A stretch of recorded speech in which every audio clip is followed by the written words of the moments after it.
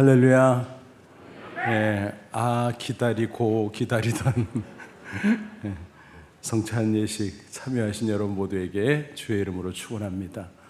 성찬식을 하면 얼마나 오실까?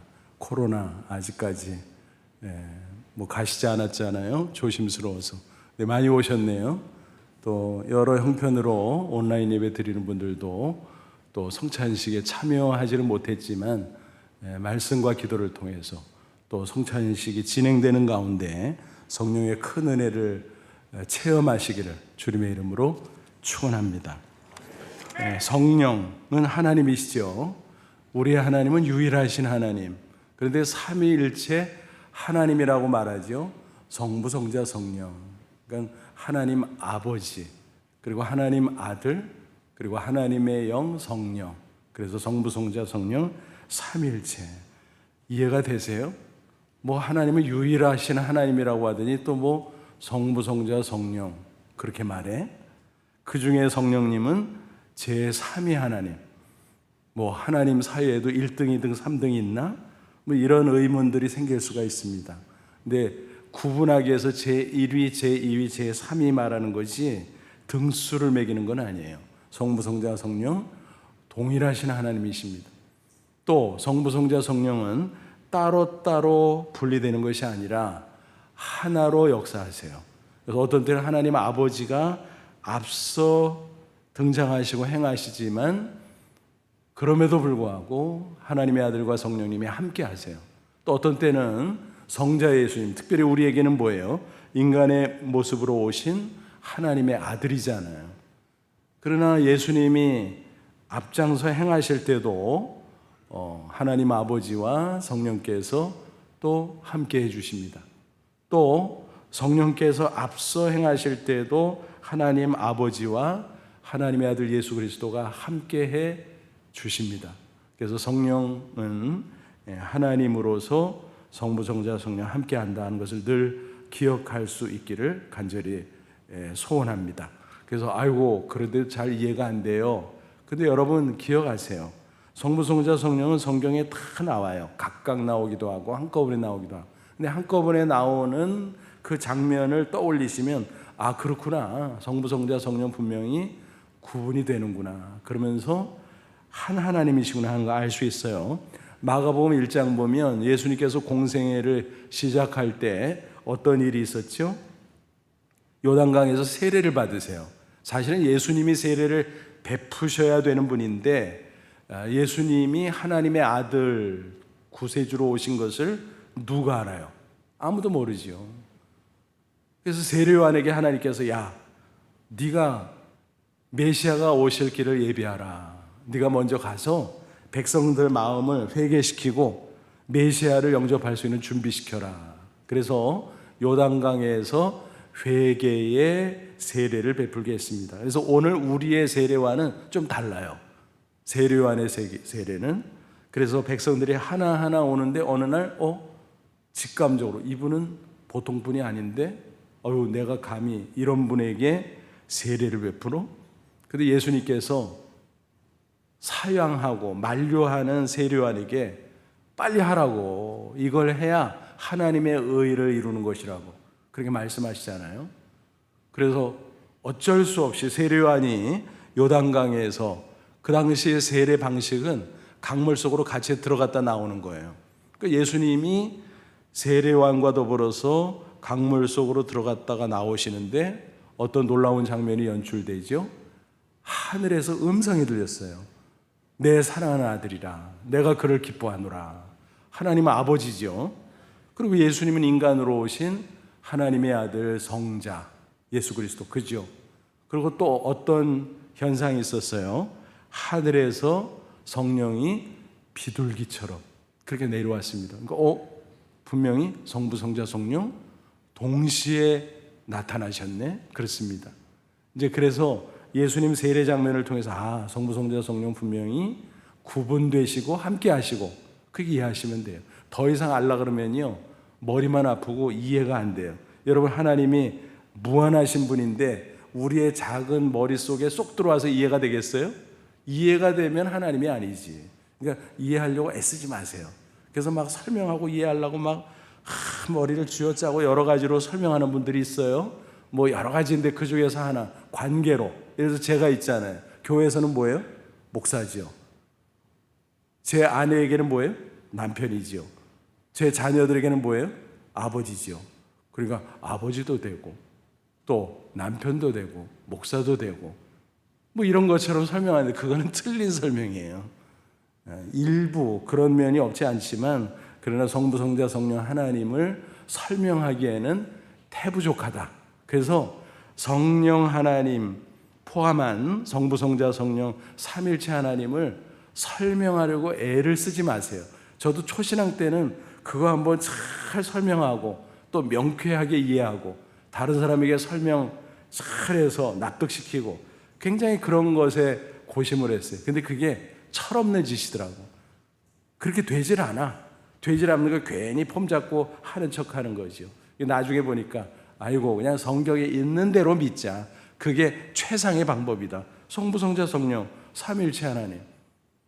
예수님이 요단강 세례받을 때 하나님 아버지 음성 들렸고 성령이 비둘기처럼 임했고 하나님의 아들이 인간으로 나타나셨고 성부, 성자, 성령 삼일체 하나님 됐지 뭘 더 바래. 그렇잖아요. 그렇게 이해하시기 바랍니다. 그래서 삼일체 하나님 가운데 성령은 제3의 하나님, 보이지 않는 하나님의 영이에요. 그러니까 우리가 만질 수도 없어. 눈으로 볼 수도 없어. 그죠? 그러니까 깨달을 수도 느낄 수도 없어요. 그거 어떡하라는 거야? 그래서 성경은 우리의 우둔함에 맞춰서 설명을 해줄게 하고 뭐를 동원하냐 하면은 비유를 동원해요. 비유를. 그래서 무엇 같은 성령. 그래서 예를 들어서 물 같은 성령. 물은 어때요? 생명력이죠. 그래서 물이 충만하게 차고 넘치면 생명력, 또 그것이 흐르면 땅속에 스며들어서 생물을 자라게 하고, 그죠? 그래서 물 같은 성령. 그래서 성령은 생명의 놀라운 역사를 이루시는구나. 뭐 이렇게 생각하시면 되죠. 또 이슬 같은 성령. 이슬도 뭐 비슷하죠. 생명력. 또 바람도요. 바람이 휘 불면은 눈에 보이지 않지만 분명히 능력의 역사가 나타나고 또 때로는 생명을 일으키기도 하고 바람이 불지 않으면요 식물도 자랄 수가 없지요. 또 기름 같은 성령, 뭐 또 비둘기 같은 성령, 또 뭐예요? 오늘 본문에 보니까 불 같은 성령. 그래서 비유를 동원해서 무엇 같은 성령 이렇게 성경 곳곳에서 표현하고 있다. 그래서 성령이 분명히 존재하시는 하나님의 영이시고 그리고 성령이 이러이러한 일을 하신다. 또 특징을 갖고 있다. 그래서 사역과 속성을 설명해 주는 그런 일들이 있다라는 것입니다. 그래서 참고하시고 오늘 이 시간에는 그 전부를 설명할 필요는 없고 본문에 나오는 불같은 성령에 대해서 말씀을 나누고자 합니다. 본문은 뭐예요? 모세 시대에 광야를 통과하고 있었지요. 하나님께서 그에게 모든 규례를 가르쳐 주셨어요. 십계명도 주셨고 또 제사법도 주셨고 또 광야를 통과할 때 이동 성전에 해당되는 성막, 회막이라고 부르기도 해요. 텐트지요. 거기서 하나님이 만나 주시겠다고 약속하셨는데 뭐 이런 등등에 대한 규칙, 규례, 뭐 제도 등등을 가르쳐 주셨어요. 그 중에서 하나님 앞에 제사에 대해서 레위기에 자세히 말씀하셨는데 이 제사는 아무나 함부로 다루지 못하고 제사장을 세워서 제사를 집례하도록 했어요. 그래서 대제사장으로서 최초로 누구를 세웠다고요? 모세의 형인 아론. 그리고 그 당시는 제사장이 세습제였어요. 그래서 제사장의 아들들은 또 제사장이 됐어요. 그래서 아론의 아들들이 그 당시 최초의 제사장들이 됐죠. 그래서 그들이 이제 최초의 제사를 거행하는 장면이 오늘 본문이다라고 하는 것입니다. 그래서 22절 보니까 아론이 백성을 향하여 손을 들어 축복함으로 속죄제와 번제제와 화목제를 마치고 내려오니라. 그래서 제단에 올라가서 재물을 다 얹어놓고 이제 마치고 내려와서 손을 들어서 축복 기도를 하는데 어떤 일이 벌어졌어요? 모세와 아론이 회막, 성막에서 하나님을 만나고 나오는데 엄청난 일이 벌어집니다. 뭐예요? 23절, 모세와 아론이 회막에 들어갔다가 나와서 백성에게 축복하며 여호와의 영광이 온 백성에게 나타나며, 그래서 아마 광채가 나타났을 것 같아요. 그리고 24절 뭐예요? 불이 여호와 앞에서 나와 제단 위에 번제물과 기름을 사른지라. 그러니까 불이 휙 하고 임해서 그 제물을 다 태워버렸다라고 하는 그런 이야기입니다. 그러니까 백성들이 그 모습을 보고 너무너무 놀랐겠지요. 또 한편으로는 감격스러웠을 거예요. 와, 하나님이 나타나셨다. 하나님은 눈에 안 보이는데 그 불길을 통해서 하나님이 임재하셨음을 보여주었던 것입니다. 그리고 제사를 받아주셨음을 확증해 주셨던 것입니다. 그래서 백성들이 너무너무 감격스럽고 황송해서 엎드려 경배하는 장면이 오늘 본문이다라고 하는 사실입니다. 여러분, 만약 그 하늘에서 불이 내리지 않았다면 그 제사는 뭐예요? 무효예요. 그래서 하나님이 불로 임하셔서 이 제사는 합격이다, 그렇게 인정해 준 것이다 라고 하는 것입니다. 그래서 그 불은 바로 불같은 성령을 상징하는 것이다 라고 하는 사실입니다. 그때 그 내린 불을요 꺼뜨리지 않고 이스라엘 백성들이 잘 보존했어요. 그래서 레위기 6장 13절 보면 제사장들이 계속 밤낮 가리지 않고 거기에 나무를 올려놓고 그래가지고 불이 꺼지지 않도록 보존했어요. 그러면은 이동할 때는 어떤가? 이동할 때는 성막 그 모든 부분을 다 뜯어가지고 옮기잖아요. 그때 이 제단의 불도 그 그릇에다가 불씨를 잘 담아가지고 이동간에 꺼지지 않도록 잘 이렇게 해서 가다가 구름 기둥이 쭉 이동하면 따라가잖아요. 그러다가 멈추면 정지하잖아요. 그리고 구름 기둥이 아래로 쭉 내려오면 여기다가 진을 쳐라.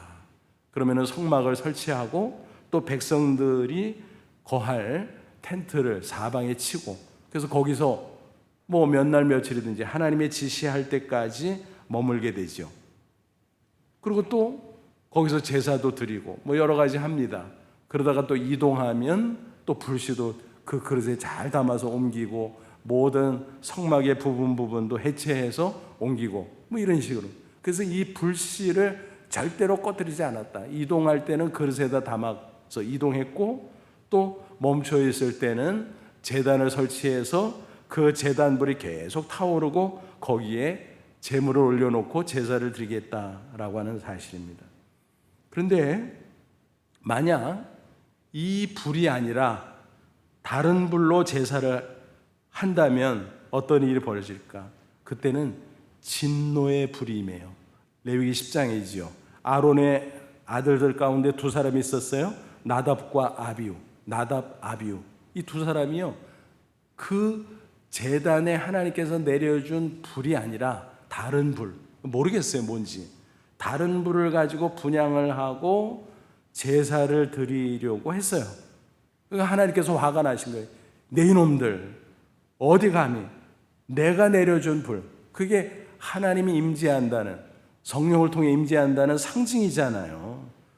근데 그거를 무시하고 자기들 멋대로 다른 불을 가지고 분향을 하고 제사를 드리려고 하니까 하나님이 너희들 제사 안 받아 거부하시고 진노의 표현으로 하나님의 불이 임했어요. 그때는 하나님이 기뻐한 게 아니라 진노하시는 진노의 불이었다라고 하는 사실입니다. 그래서 그 나답과 아비후 두 사람이 제사장이었음에도 불구하고 그 불에 맞아서 즉사합니다. 그래서 하나님의 불, 성령의 불, 그런 것이구나. 그래서 하나님이 임재한다는 상징이었습니다. 그게 가장 기본적이고 중요한 거예요. 그래서 그런 장면들이 구약시대에 많이 나타나요. 그중에 대표적인 것 두 군데만 소개해드리면, 역대하 7장 보면 솔로몬이 예루살렘 성전을 건축하고 봉헌하잖아요. 그래서 출애굽기, 민수기, 레위기에 나오는 성막은 이동하는 텐트로 된 성전이고, 나중에 이제 국가를 설립하고 솔로몬 왕 때 예루살렘에 큰 건물로 성전을 짓잖아요. 그거는 이동하지 않고 중앙에 딱 위치시키고 거기서 하나님 앞에 제사하는 그런 방식이었지요. 어쨌든 솔로몬이 성전을 건축하고 봉헌식을 하는데 기도를 해요. 쫙 기도를 하죠. 근데 기도를 마쳤을 때 어떤 놀라운 일이 벌어졌나. 역대하 7장 1절 보니까 이런 말씀이 있어요. 솔로몬이 기도를 마침에 불이 하늘에서 내려와서 그 번제물과 제물들을 사르고 여호와 영광이 그 성전에 가득하니. 그 제단에 제물을 올려놨을 거 아니에요. 근데 하늘에서 불이 쫙 떨어졌어요. 또 이미 하나님께서 내려주는 불이 또 있었겠죠, 이미. 그래서 그 불이 하늘에서 내려오는 그 광경을 통해서 하나님께서 성전을 받으시고 제사를 받으시고 하나님이 임재하시고 함께한다는 사실을 보여주셨다라고 하는 사실입니다. 또 한 군데 어디냐면 열왕기상 18장 보면 엘리야 시대 때, 그때 왕은 아합이잖아요. 북이스라엘 왕국. 누가 생각나요? 아합 그러면 그 아내인 이세벨, 이방 공주 출신이에요.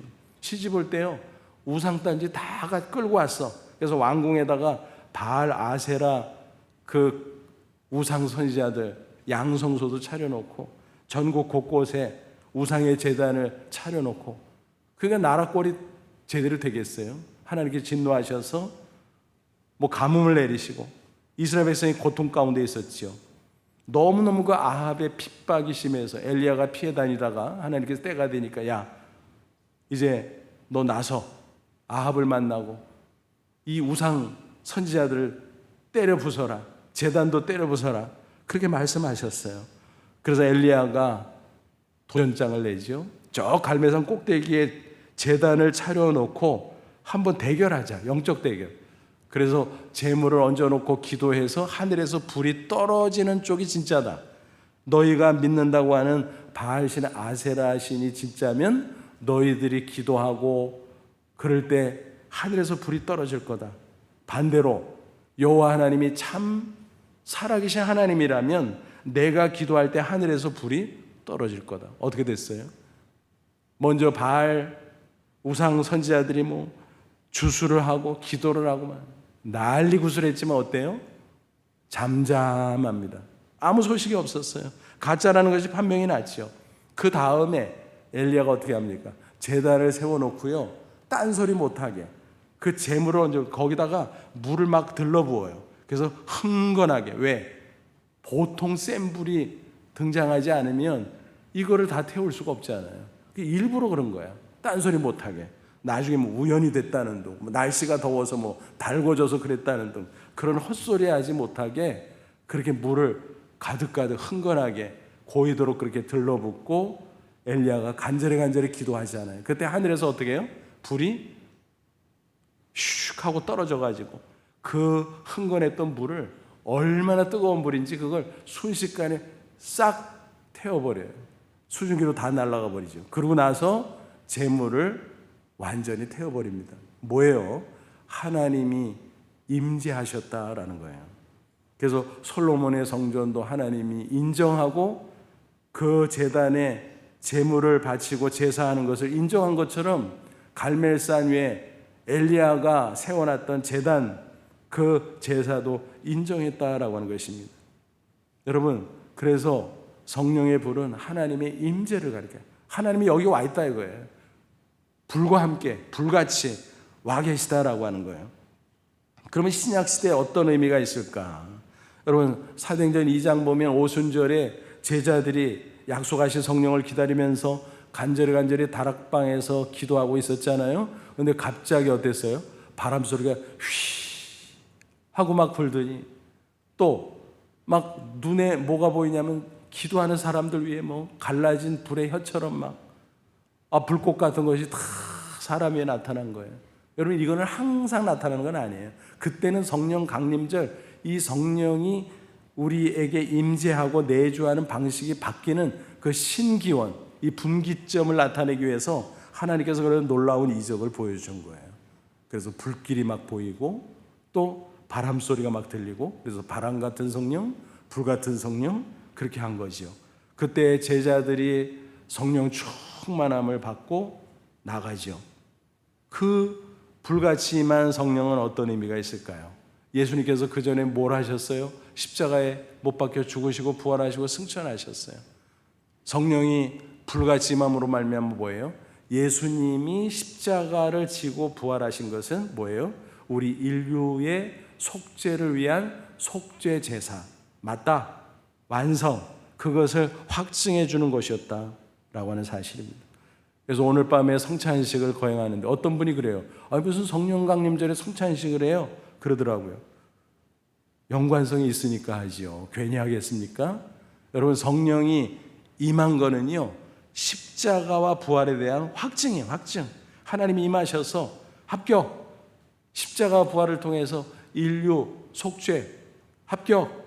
이제는 누구든지 믿으면 죄 사함 받고 영생 얻어. 그거 확증한 거예요. 또 실제로 성령께서 우리 개개인에게 그 사실을 믿게 해줘요. 깨우쳐 주시고. 그래서 성령의 강림이 없으면 십자가가 어때요? 무효가 될 수밖에 없어요. 오늘 본문에 아무리 제단에 제물을 올려놨어도 하늘에서 불이 떨어지지 않으면 그 제사가 무효였던 것처럼 십자가 예수님 지시고 부활 승천하신 후에 성령이 내렸기 때문에 십자가가 유효하게 되는 거예요. 특별히 우리 개개인, 아무리 예수님께서 십자가에 죽으셨어도 내가 믿지 않으면 상관없잖아요. 성령께서 임하셔서 나로 하여금 깨닫게 하시고 믿게 하시고, 그래서 십자가가 나에게 유효하게 되었다라고 하는 사실입니다. 그렇기 때문에 성찬식과 성령 강림은 직접적인 연관성이 있죠. 또 실제로 우리가 성찬식이 뭡니까? 예수님이 십자가에 찢기신 살을 상징하는 떡, 그리고 예수님께서 십자가에서 흘리신 피를 상징하는 포도주를 먹고 마시는 예식이잖아요. 그런데 여러분, 떡 먹는다고 그 뭐예요? 또 포도주 마신다고 그 뭐? 그 물질, 그거 아무것도 아니에요. 사실은 중요한 것은 예수님께서 그 예식을 명령한 대로 우리가 지키고 이것을 거행할 때 주님께서 약속한 것처럼 성령이 임하는 거예요. 그래서 우리 마음속에 십자가 속죄의 은혜를 믿게 하고 확신하게 하고, 그래서 그 은혜를 성령을 통해서 우리가 체험하도록 하는 것이다 라고 하는 사실입니다. 그래서 성찬을 대할 때 교회 규칙상 어때요? 세례 교인만 받도록 해요. 왜요? 성령이 이미 임해서 믿음을 가진 사람만이 성찬이 유효하기 때문에. 떡 한 조각 먹는 게 그게 뭐예요? 아무것도 아니죠. 포도주 한 잔 먹는 게 뭐 아무것도 아니죠. 예수님의 십자가를 믿고 성령께서 임하셔서 역사할 때 그것이 유효하다라고 하는 사실입니다. 어느 교회에서 이런 일이 있었어요. 성찬식을 하는데 앞에서 성찬식을 인도하는 목사님이 멘트를 했어요. 여러분, 오늘 성찬은 세례 교인만 받을 수가 있습니다. 저도 그런 멘트 하지 않아요? 근데 어떤 분이 속으로 에이, 지네들끼리만 끼리끼리 해먹고 아직 세례 안 받은 분이 그렇게 투덜거렸다는 이야기가 있습니다. 여러분, 억울하면 빨리 세례 받으면 돼요. 그렇잖아요. 그거는 그분이 이미 믿고 이미 성령이 임했을 수도 있어요. 그런데 그래도 교회에서 기준을 세워야 되니까, 그래도 세례 받은 분들은 그 믿음을 한 사람 한 사람 분명하게 확인하고 교회에서 공적으로 인정해 준 거잖아요. 그렇기 때문에 이 거룩한 예식에 세례 교인이 참여하고 그것을 받을 수 있습니다. 물론 기도로 참여하는 것은 누구나 가능합니다. 또 한 번은 이런 이야기를 들었어요. 저도 교도소 가서 설교한 적은 있는데 성찬식은 인도한 적이 없었어요. 근데 성찬식을 인도했던 어느 목사님이 그러더라고요. 성찬식을 이렇게 하는데 역시 멘트를 했을 거 아니에요. 세례 교인 아닌 분들은 그냥 기도로 참여하십시오. 세례 받으신 분만 참여하십시오. 근데 교도소에 있는 분들이 술을 마신 지 오래되잖아요. 그러니까 포도주 냄새가 얼마나 향긋하겠습니까? 곳곳에서 쩝쩝대는 입맛 다시는 그런 소리가 났다는 그런 재미있는 이야기를 들은 적도 있습니다. 무슨 얘기입니까? 떡, 포도주 그 자체보다도 중요한 것은 그 예식을 정하신 대로 하나님께서 성령을 보내주실 때 성령께서 이 자리에 임재하셔서 우리 각자의 마음속에 역사하시고 그 떡을 먹을 때 나 같은 죄인 위에 찢기신 예수님의 그 고난, 그 살, 그것을 우리가 깨닫게 된다는 거예요. 또 포도주를 마실 때 나 같은 죄인 위에 못 박히시고 피 흘리신 예수님의 그 놀라운 구속의 은혜, 그것을 깨닫게 된다는 거예요. 그래서 성령의 불은 하나님의 임재를 상징한다는 사실을 꼭 기억하시고 성령의 불처럼 임하는 성령님을 이 밤에도 말씀으로 기도 가운데 특별히 성찬을 통해서 체험하는 저와 여러분 되시기를 축원합니다. 또 성령의 불은요, 정화의 역사하심이 있어요. 정화가 뭐 깨끗하게 하는 거죠. 그래서 소독법이 여러 가지가 있는데 그 중에서 가장 좋은 소독법이 불로 태우는 거래요. 그래서 물리적 세계에서도 이 소독, 불로 태우는 것이 가장 좋은 방법이다. 뭐 이런 말이 있습니다. 근데 영적으로도 마찬가지예요. 성령의 불은 우리 가운데 임하셔서 우리의 더러운 죄를 태워버리는, 그래서 정화작용을 한다라고 하는 사실입니다. 이사야 6장 보면 이사야가 제단에서 기도하는데 스랍 천사가 나타나더니 그 제단의 숯불을 집게로 집어가지고 이사야의 입을 찢으잖아요. 아이고 뜨거워. 근데 뭐 불에 타고 데워지진 않아요. 이게 영적인 거죠. 그런 환상 가운데 뭐예요? 죄를 정화시키는 것입니다. 그래서 이사야가 자신의 죄를 회개하고 주님으로부터 소명을 받고 그런 장면이 나오지 않습니까? 그렇습니다. 성령의 불이 임하면 우리의 모든 죄와 악한 습관을 다 정화시킵니다. 깨끗게 하십니다. 그래서 성령을 통해서 우리 인격이 변화되고 그 열매가 뭐예요? 성령의 열매죠. 갈라디아서 5장 22절 23절 성령의 열매는 뭐예요? 사랑이라 화평 오래 참음 자비 양선 충성 온유 절제. 그것은 예수님의 성품이에요. 우리의 모든 추한 죄를 정화시키고 예수님을 닮은 인격으로 변화시키는 그것이 바로 성령의 불의 역사다 하는 것을 꼭 기억하시고 날마다 성령의 불로 정화되어서 예수님을 닮아가는 저와 여러분 되시기를 축원합니다. 그 다음에 세 번째 성령의 불은요, 능력이에요. 능력. 에너지를 공급해요. 에너지를. 그래서 성경에 보면 치유의 역사가 나타나는데 그때 성령의 불같은 능력이 임하기 때문에 그런 거예요. 사도행전 2장에 성령 강림 이후 성령 충만받은 사도들이 나가서 복음을 증거하잖아요. 그리고 놀라운 이적을 행하는데 치유의 역사 특별히 사도행전 3장 보면 나면서 걷지 못하던 40세 난 거린 40년 동안 일어나 보질 못했어. 걸어보질 못했어. 그런데 구걸하다가 어느 날 베드로와 요한이 성전에 기도하러 가는 그 앞에 한 푼 줍시오. 그런데 돈도 없었지만 돈 준다고 별것도 아니야. 그래서 나사렛 예수 그리스도 이름으로 명하노니 일어나 걸으라 했을 때 그 거린이 벌떡 일어나 걷고 뛰는 놀라운 이적이 나타났죠. 바로 뭐예요? 성령 충만한 베드로와 요한을 통해서 성령의 불같은 능력이 나타났기 때문인 줄로 믿습니다. 그래서 치유의 역사가 얼마나 어떤 분은요 막 이 성령이 임해서 치유할 때 막 너무 뜨거워서 막 떼굴떼굴 구르는 그런 사람들도 있어요. 기도원 같은 데서 막 합심 기도하고 막 또 기도하고 막 그럴 때 떼굴떼굴 구르는 그런 사람들이 있어요. 우리 교회 안에도 그런 간증이 있는 분들이 꽤 돼요. 근데 뭐 프라이버시 때문에 일일이 얘기하지 않지만 여러분 성령이 불같이 임하면 그런 놀라운 역사가 일어난다는 사실 꼭 믿으시기를 바랍니다. 여러분 차범근 축구 감독 알잖아요. 그분이 그 선수 시절 주변에서 전도하는 사람들이 많이 있었대요. 그때마다 이분은 틱틱거리면서 거부했대요. 하나님 봤어요? 봤으면 보여주세요. 내가 하나님 보면 믿을게요. 뭐 이런 식으로. 그러니까 궁색하니까 설명하기가 전도하는 사람이 공기 봤어? 공기 못 봐도 공기 있잖아. 그것처럼 하나님이 계신 거야. 에이 그런 게 어딨어 하고 부정했대요. 그런데 그가 선수 생활 중에 다리를 부상당했다 그랬잖아요. 진단받으니까 수술을 해야 되는데 수술해도 선수 생활을 못 한다는 거예요. 절망이죠, 절망. 인간의 한계를 깨닫고 절망하는 가운데 그때 무슨 말씀을 들었습니까? 예수 믿으면 된다.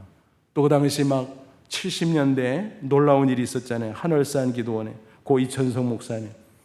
그래서 거기 찾아가서 기도하고 안수를 받았을 때 놀라운 치유 역사가 막 불같은 성령이 임하니까 기가 막힌 치유 역사가 나타났다는 거예요. 그래서 선수 생활을 이어갔고 그 후에 또 감독까지 되고 그 중간에 독일에 가서 프로리그에서 지금 뭐 손흥민 선수 등등 뭐 날리는 선수들이 있습니다만 그 원조는 바로 차범근 감독 아니겠습니까? 그래서 독일 프로축구 무대에서 차범 그 붐을 일으키고 여러분 얼마나 놀랍습니까? 그것은 바로 성령의 불같은 역사의 결과였다 하는 사실입니다. 그러므로 저와 여러분도 우리의 모든 어려운 문제들 기도하세요. 또 질병의 문제, 상처의 문제 기도하세요. 불같은 성령이 임해서 치유, 회복, 해결의 놀라운 역사를 주실 줄로 믿습니다. 그리고 네 번째는 열정. 불은요 뜨거움이잖아요. 뜨거움, 열심, 열정. 그거를 우리에게 허락해 줘요. 사도행전 2장 성령 강림하니까 그 겁쟁이 제자들이 성령 충만해가지고 막 뛰쳐나가서 복음 전하고 막 난리가 나잖아요. 회개하고 예수 믿는 사람들이 모여서 초대 예루살렘 교회를 이제 공동체로 모이게 됐는데 거기 보면 뭐예요? 막 열심히 모여서 예배했어요. 열심히 모여서 말씀을 배우고 가르쳤어요. 열심히 모여서 기도했어요. 그때 놀라운 이적, 놀라운 복음전도 역사가 나타나지 않았습니까? 그래서 우리가 신앙 열심히요, 인간적인 열심 하다가 말아요. 그래서 어떤 때 보면 뭐 그냥 뭐 온탕 낸탕 왔다 갔다 막 열심히 하다가 막 팍 식어가지고 그냥 보이지도 않고 그런 사람들이 가끔 있어요. 그러다가 또 어느 순간에 또 나타나서 또 막 열심히 하다가 또 소리 소문 없이 또 딱 사라져. 여러분 그거는 인간 열심이지 성령의 열심이 아니에요. 성령의 불이 임하면요 열심, 끊임없이 열심을 막 내게 돼 있어요. 나의 열심이 아니라 하나님의 열심이기 때문에 그게 가능하다라고 하는 것입니다. 코로나 상황으로 우리가 뭐 현장 예배, 현장 사역들이 막 제한되고 지금 뭐 부분적으로 많이 회복되긴 했지만 아직도 그러잖아요. 아직도. 여러분 그런 가운데 우리가 유의해야 될 것입니다. 처음에 코로나 사태 처음에 막 교회 문이 닫히고 현장 예배 막 이게 금지가 되고 그때 이거를 어떻게 해야 되나? 뭐 감염병이니까 그걸 무조건 반발할 수도 없고 할 수 없이 순응하는 가운데 얼마나 안타까웠어요 우리가. 야 이게 예배냐? 우리가 교회 가서 같이 모여서 예배드려야 예배지 각자 무슨 온라인 예배가 예배냐? 막 그러면서 얼마나 안타까워 했어요. 근데 1년 가고 2년 가고 2년 반 되니까 온라인 예배가 어쩐지 더 좋아. 시간도 절약되고 편안하고. 제가 솔직한 고백할게요. 금요일 아침마다 기독실업인의 예배를 제가 잠깐 가서 이제 설교를 해주는데 그동안 줌으로 온라인 예배를 집에서 책상 앞에서 잘했어요. 근데 오늘 소집 명령이 떨어졌어. 그래가지고 아침에 막 부랴부랴 막 미리미리 서둘러가지고 갔는데 그 새로운 장소 호텔인데 지하에 세상에 주차장이 어떻게 좁은지 막 뱅글뱅글 도는데 막 고개 하는 것처럼 그래가지고 헐레벌떡 겨우 도착해서 하는데 그래도 많이 다 뭐 거의 다 모이셨더라고요. 그래갖고 얼마나 감사했는지. 그래서 제가 회개했어요. 아이고 솔직히 좀 꾀가 났거든요. 제가 오늘도 줌으로 했으면 좋을 텐데 오늘 좀 제가 분주한 스케줄이 있어가지고 그런 생각을 했는데 그래서 제가 즉시 회개했습니다. 여러분 우리도 모르게 그렇게 돼요. 처음에는 막 안타까워하다가 익숙해지면 막 아유 이게 더 편한데 여러분 사정이 있어서 그런 건 괜찮아요. 그리고 또 온라인 예배라도 열심히 집중하면 괜찮아요. 상관없어요.